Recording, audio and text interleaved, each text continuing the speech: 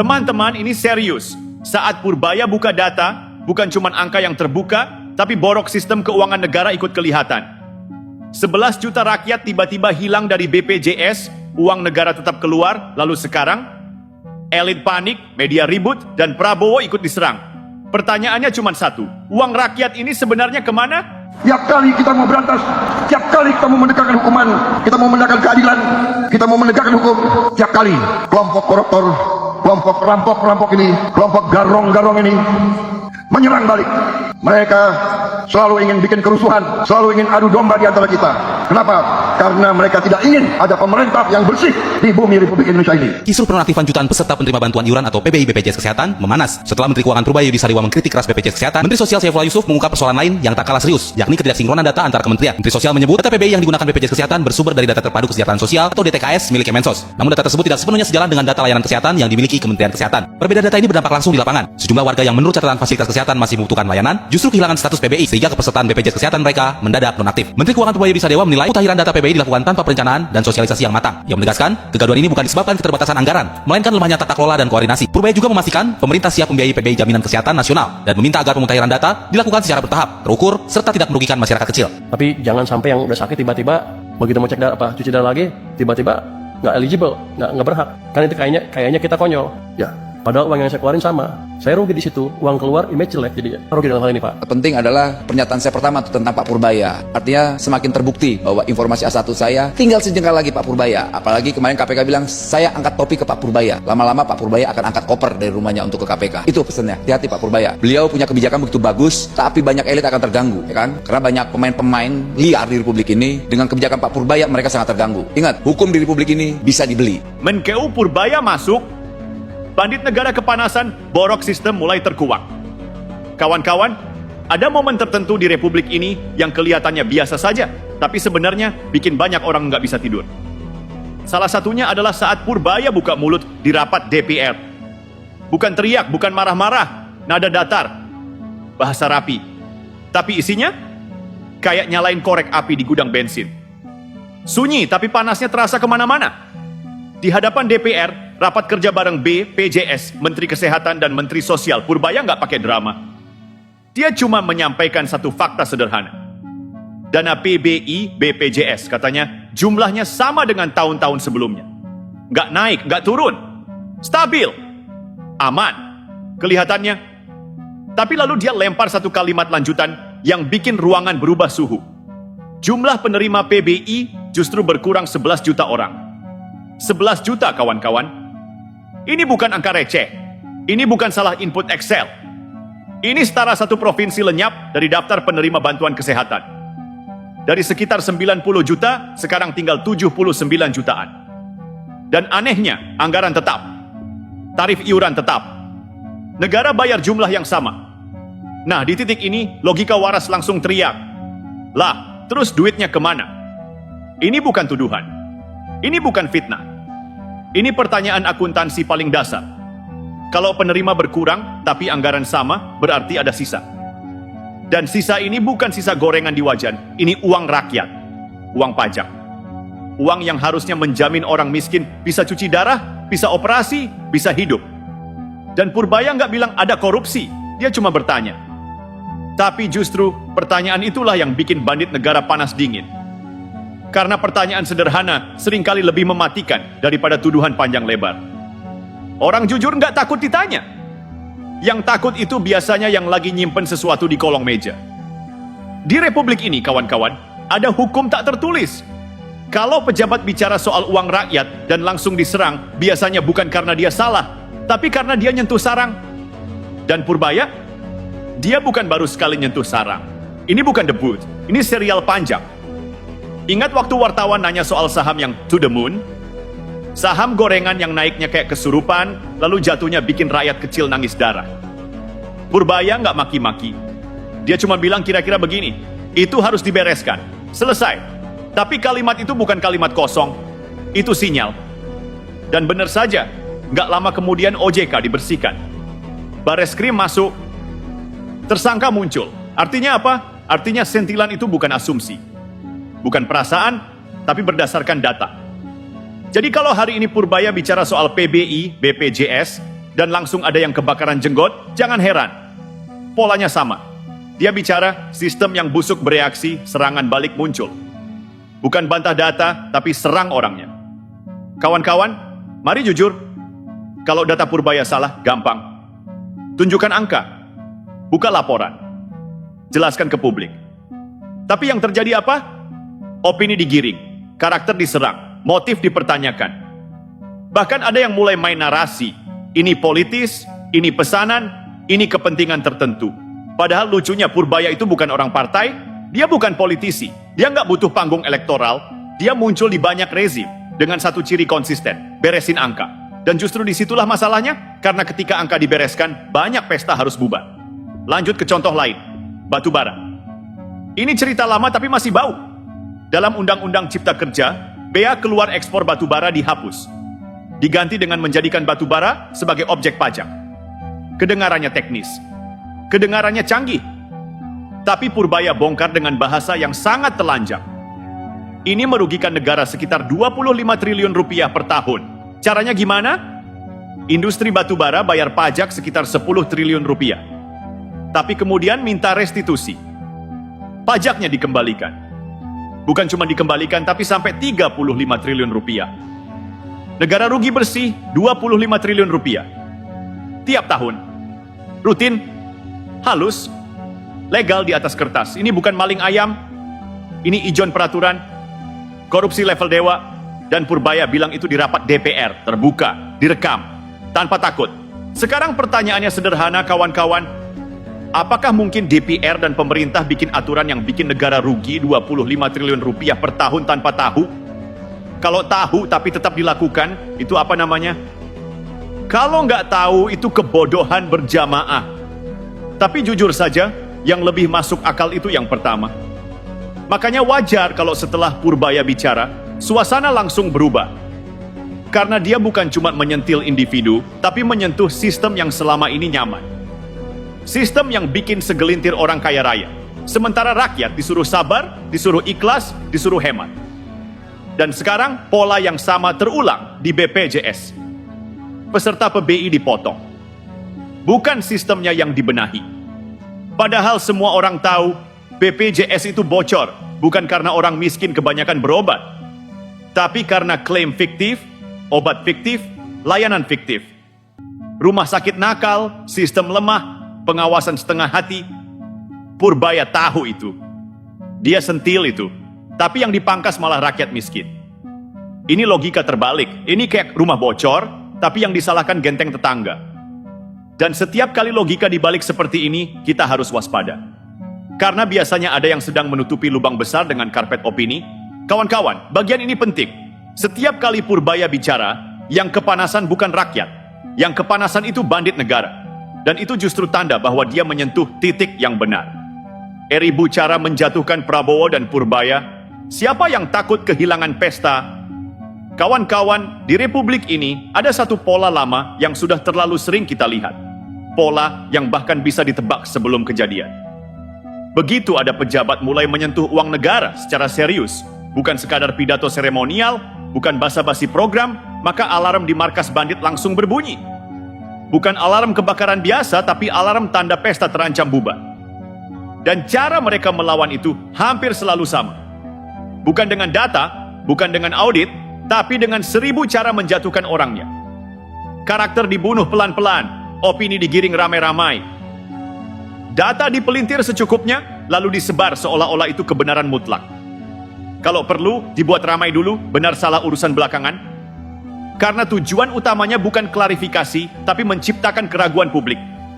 Sekarang perhatikan baik-baik. Kenapa belakangan ini Purbaya dan Prabowo selalu diserang hampir bersamaan? Ini bukan kebetulan. Ini bukan sekadar dinamika politik biasa. Ini alarm besar bahwa ada kepentingan yang sedang terganggu di level yang sama. Prabowo bicara soal kemandirian ekonomi, kedaulatan negara, efisiensi anggaran, dan beresin kebocoran. Purbaya datang dari sisi teknokratis. Bongkar angka, bongkar skema, bongkar lubang-lubang halus yang selama ini aman karena tersembunyi di balik istilah regulasi. Satu bicara visi, satu bicara data. Kombinasi ini berbahaya bagi bandit. Karena yang satu memberi arah, yang satu memberi bukti. Ini bukan duet pencitraan. Ini satu garis perlawanan. Dan perlu dicatat kawan-kawan, kalau seseorang tidak mengganggu kepentingan siapapun, dia tidak akan diserang. Kalau seseorang mulai mengganggu aliran uang besar, serangan akan datang bertubi-tubi. Makanya jangan heran kalau tiba-tiba muncul narasi. Ini cuma sensasi. Ini pencitraan. Ini drama. Ini pesanan. Padahal lucunya, data yang disampaikan Purbaya itu bukan data rahasia. Itu laporan negara. Itu APBN. Itu angka resmi. Tapi angka resmi pun bisa jadi berbahaya kalau dibacakan dengan jujur di forum terbuka. Kita ambil contoh transfer dana ke daerah. Ketika sempat ada kebijakan penyesuaian, kepala daerah ramai protes. Purbaya tidak defensif. Dia cek data. Dan apa yang dia temukan? Dana mengendap ratusan triliun. Di daerah sekitar 230 triliun rupiah. Di kementerian dan lembaga sekitar 230 triliun rupiah. Di Bank Indonesia sekitar 30 triliun rupiah. Totalnya hampir setengah kuadriliun. Uang negara diam, mengendap, tidak bekerja. Nah, di titik ini bandit langsung gelisah. Karena ini bukan isu politik, ini isu bunga bank. Ini isu dana murah. Ini isu siapa yang menikmati uang tidur. Coba kita bicara jujur. Kalau uang 230 triliun rupiah mengendap di bank daerah 1 bulan saja, bunganya kemana? Masuk kas daerah? Oke. Tapi kenapa dananya tidak dipakai sesuai rencana? Itu sudah pelanggaran administrasi. Dan kalau ada bunga yang dibagi dua, atau dipelintir, atau diputar, itu sudah wilayah pidana. Makanya jangan heran kalau setelah isu ini muncul, fokus publik langsung dialihkan. Bukan bahas dana mengendap, tapi bahas motif Purbaya. Bukan bahas bunganya kemana, tapi bahas kenapa sekarang dibuka. Ini teknik lama. Kalau isi rumah busuk, jangan bersihkan rumahnya. Serang tukang bersihnya. Dan disinilah kita lihat kenapa Prabowo dan Purbaya diserang bersamaan. Karena satu membuka arah pembenahan, satu membuka angka-angka busuk yang selama ini jadi bahan bakar pesta. Serangan ini tidak selalu frontal, kadang halus, kadang pakai pakar, kadang pakai pengamat, kadang pakai media, kadang pakai buzzer. Isinya sama, bikin rakyat bingung, capek, lalu apatis. Karena bandit negara tahu satu hal, rakyat yang marah masih berbahaya. Tapi rakyat yang putus asa itu mematikan. Makanya muncul narasi, percuma dibersihkan, semua sama saja. Yang atas pasti main. Rakyat kecil nggak bakal menang. Ini bukan keluhan spontan, ini narasi pesanan. Karena kalau rakyat berhenti berharap, berhenti mengawasi, berhenti peduli, maka pesta bisa lanjut tanpa gangguan. Padahal faktanya kawan-kawan, justru sekarang ini kita melihat sesuatu yang jarang. Pejabat yang berani menyebut angka, menyebut skema, dan menyebut potensi korupsi di forum resmi. Itu bukan hal kecil, itu bukan drama. Dan reaksi keras terhadap Purbaya justru bukti bahwa yang disentil itu nyata. Kalau tidak ada apa-apa, untuk apa repot menyerang? Jadi kalau hari ini ada yang bilang, Purbaya dan Prabowo ini terlalu berisik, kita balik tanya saja. Yang terganggu itu rakyat atau bandit? Karena sejauh ini yang panik itu bukan orang miskin. Yang panik itu elit yang kebiasaannya hidup dari sistem bocor. Dan satu hal penting yang harus kita pegang, mereka diserang bersama karena mereka berdiri di jalur yang sama. Bukan berarti tanpa kritik, bukan berarti disembah, tapi berarti perlawanan terhadap kebocoran sedang nyata, bukan sekadar slogan. Ketika Purbaya menyentil, koruptor terbakar, media dan opini dipakai sebagai senjata.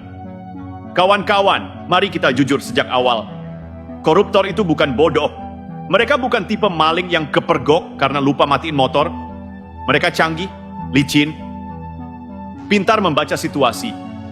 Dan yang paling penting, mereka tahu satu hal, melawan data dengan data itu berbahaya. Karena kalau debatnya pakai angka, audit, dan dokumen resmi, peluang kalahnya besar. Maka jalur itu dihindari. Yang dipilih jalur lain, framing. Begitu Purbaya menyentil uang negara, perhatikan polanya. Tidak pernah lama, selalu saja muncul isu lain. Bisa isu personal, bisa isu teknis yang dipelintir. Bisa juga narasi yang dibikin seolah-olah Purbaya salah hitung, salah baca, atau kurang koordinasi. Padahal yang disentil itu bukan gosip, itu APBN, itu laporan negara. Itu uang rakyat. Ambil contoh LPG 3 kg. Si gas melon yang katanya buat rakyat kecil. Purbaya buka, datanya terang benderang. Harga keekonomian sekitar Rp12.750 per tabung. Subsidi negara sekitar Rp3.000. Artinya harga di masyarakat seharusnya ya segitu-segitu saja. Seragam, terkontrol. Tapi realitas di lapangan Rp18.000, Rp20.000. Bahkan lebih, tergantung daerah, tergantung jalur, tergantung siapa yang pegang distribusi. Ini bukan selisih 1.000-2.000. Ini selisih yang kalau dikalikan jutaan tabung per bulan, angkanya bikin dahi berkerut. Dan begitu Purbaya buka ini, apa yang terjadi? Apakah langsung dibahas distribusinya? Apakah langsung ditelusuri siapa yang main? Tidak. Yang muncul malah suara-suara begini. Data itu belum tentu akurat. Itu kan kondisi lapangan. Distribusi memang kompleks.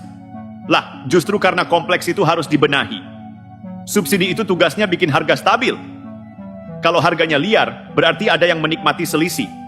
Sesederhana itu. Tapi sekali lagi, bandit negara tidak mau debat di situ. Mereka tidak mau publik fokus ke siapa yang ambil selisih.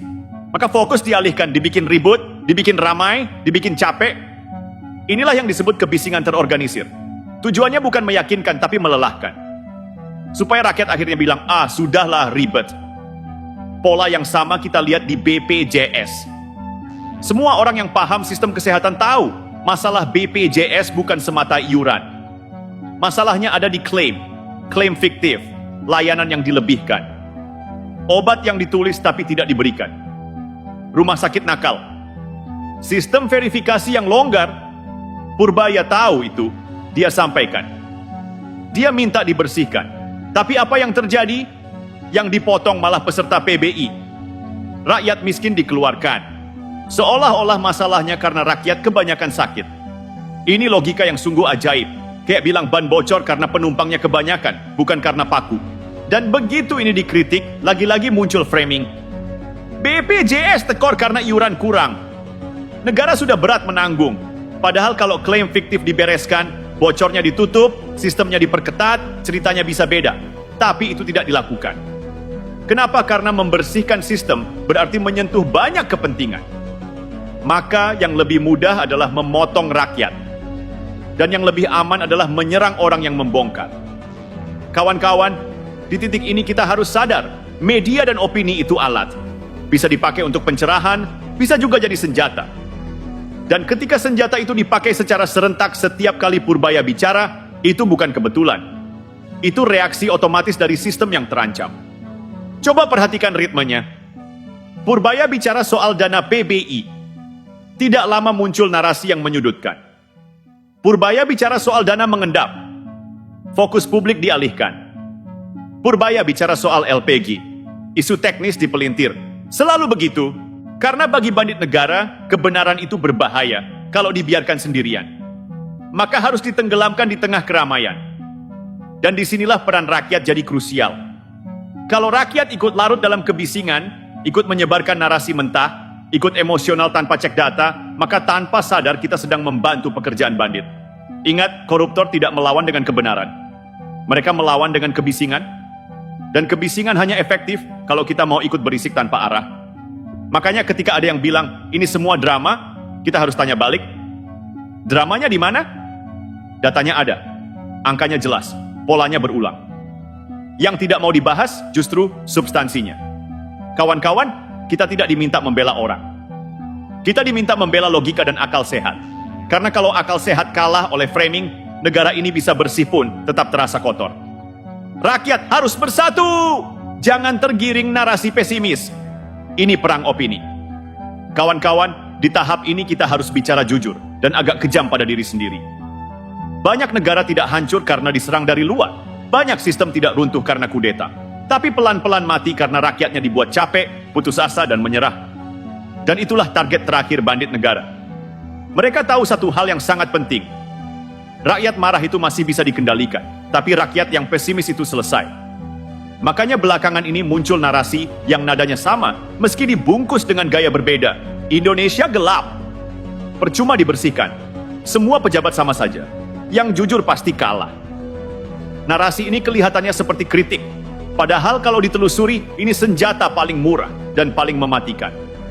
Karena begitu rakyat percaya bahwa semua usaha sia-sia, maka pengawasan berhenti. Perlawanan berhenti. Kesadaran berhenti. Dan disitulah pesta bandit lanjut tanpa gangguan. Padahal fakta di depan mata justru menunjukkan sebaliknya.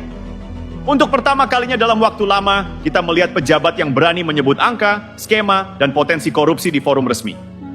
Bukan bocoran gelap, bukan gosip, tapi di ruang sidang DPR. Direkam. Terbuka. Purbaya tidak bilang, "Po, percayalah pada saya." Dia bilang, "Ini datanya, ini hitungannya, ini logikanya." Dan justru karena itu dia diserang. Justru karena itu dia dibikin seolah-olah sumber masalah. Padahal kalau dia diam, kalau dia ikut aman, mungkin namanya tidak pernah muncul di mana-mana. Kawan-kawan, kita harus paham satu hal penting. Bandit negara tidak takut pada demo, tidak takut pada teriakan. Mereka takut pada rakyat yang melek, konsisten, dan tidak bisa dibodohi. Makanya makna turun gunung hari ini bukan turun bawa pentungan, bukan bikin kaos, bukan melanggar hukum, itu jebakan.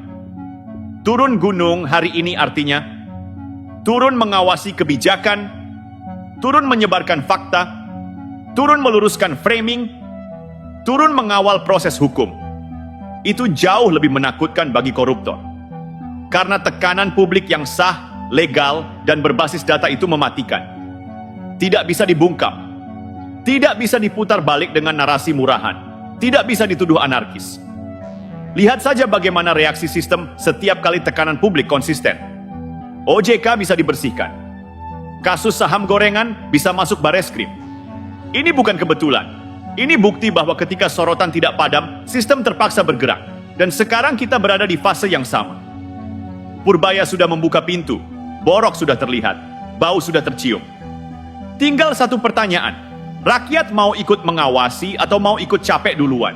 Karena jujur saja, Purbaya tidak bisa bekerja sendirian. Sehebat apapun teknokrat, dia akan kalah kalau publik tidak peduli. Bukan karena dia lemah, tapi karena sistem yang dia lawan itu raksasa. Ibarat kanker stadium 4. Tidak cukup satu dokter. Harus ada terapi panjang. Harus ada dukungan. Harus ada kesabaran. Dan disinilah kita harus dewasa. Mendukung bukan berarti membenarkan semua hal. Mengawal bukan berarti menutup mata.